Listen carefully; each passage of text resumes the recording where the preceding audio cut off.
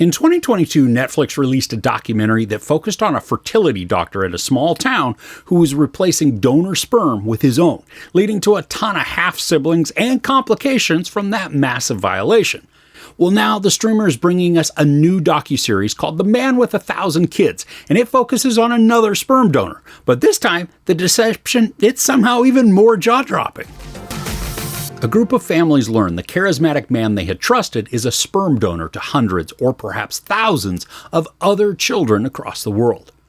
So this tells a story of a charismatic and handsome man named Jacob, who made himself available as a sperm donor and then lied about how many donations he'd actually given. But it's discovered that he donated all over the world, leading to a high probability of half-siblings coming into romantic or sexual contact with each other in the course of their life. Now, we get interviews from the families that accepted the donor sample. They got pregnant and then had children from Jacob's donation. Now, throughout the 3 episodes, my jaw was hanging open because what this does a phenomenal job of showcasing is the extreme lack of record keeping and regulations that are in place for sperm donations. Most places have a limit, like you can't father more than 5 children in a country, or maybe you can give a maximum of 25 donations. But none of these places talk to the others, so the opportunity for people like Jacob to circumvent any minimal safeguards is very easy. And while a lot of the information we receive is conventional and pretty much what I'd expect to hear from people who had received a donation under false pretenses, some incredibly shocking and horrifying reveals made me audibly gasp. I think one comes towards the end of the first episode, but the real bomb was dropped at the end of episode 2. Oh, it's a doozy too. And then, as hard as it is to believe, there are a few moments in the final episode where we learn of a Facebook group, and the things that are typed in that, they made me want to set the people on fire.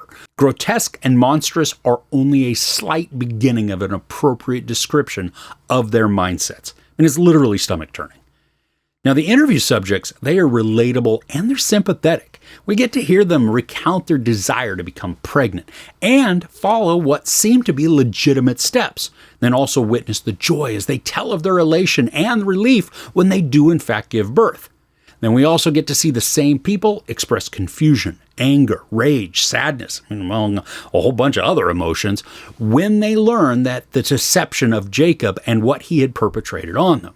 Now, we get to hear some insights from psychologists as they discuss Jacob and his actions, but I really could have used a bunch more, just to further understand what could lead a person to have the thought and belief system that he did.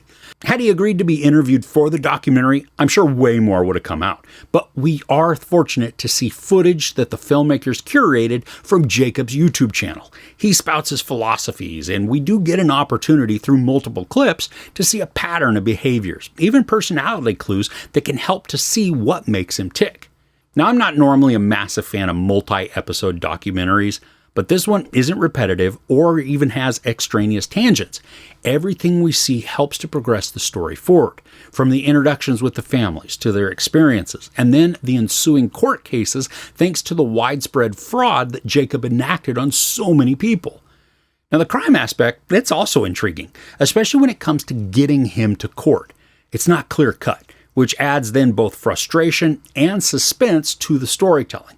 Now, I was experiencing the same anger as the families at the injustice, albeit to a much lesser degree. And even when we do get a resolution to the court case, it was not nearly as satisfying as it could or even should have been. The idea of the ruling, it's good, but the execution, it's pretty flaccid. So overall, The Man with 1,000 Kids is an infuriating docuseries, but one that is riveting and engaging. The facts are almost unbelievable, but thanks to the unmistakable proof, this becomes a cautionary tale with a harrowing premise.